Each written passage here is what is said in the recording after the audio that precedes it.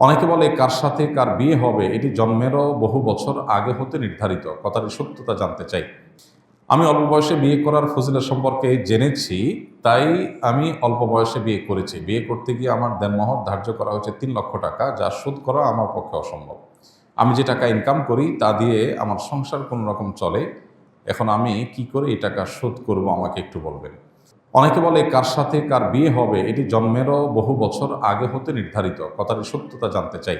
হ্যাঁ, কথাটা অবশ্যই সত্য। শুধু বিয়ে না, মানুষের কি খাবে, কি তার জীবনে ঘটবে না ঘটবে, তার সব কিছু আল্লাহ তাআলা আগে থেকে নির্ধারণ করে রেখেছেন।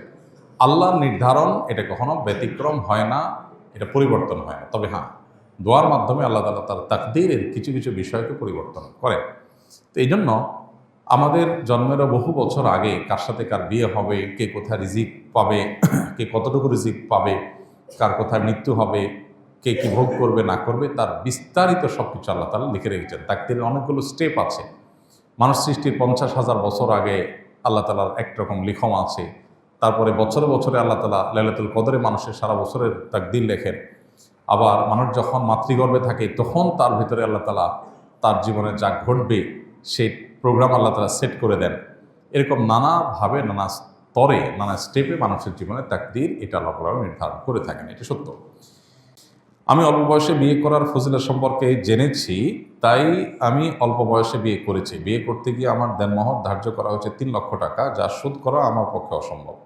আমি যে টাকা ইনকাম করি তা দিয়ে আমার সংসার কোনো রকম চলে।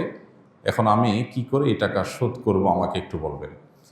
প্রথম কথা হলো যে কোনো কাজ করার আগে ওই কাজ সংক্রান্ত ইলম অর্জন করা জরুরি। আপনার বিয়ে করার আগেই উচিত ছিল বিয়ে সংক্রান্ত ইলম অর্জন করা।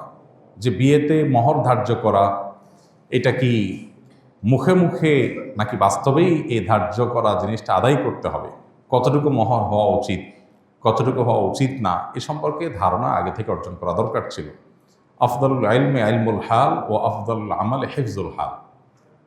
সবচেয়ে উত্তম এলিম হলো যে প্রয়োজনের সময়ের এলিমটা অর্জন করে। নফল এলিম অর্জন করে রাখছেন, কিন্তু আপনার যখন যেটা দরকার সেটা অর্জন করেন না, এটার নাম এলিম অর্জন না।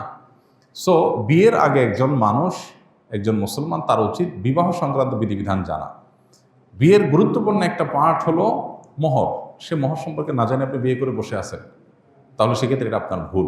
এখন কি করতে হবে? এখন হলো এই মোহরের টাকা স্ত্রীকে পরিশোধ করতে হবে, এককালীন না হলে ভেঙে ভেঙে।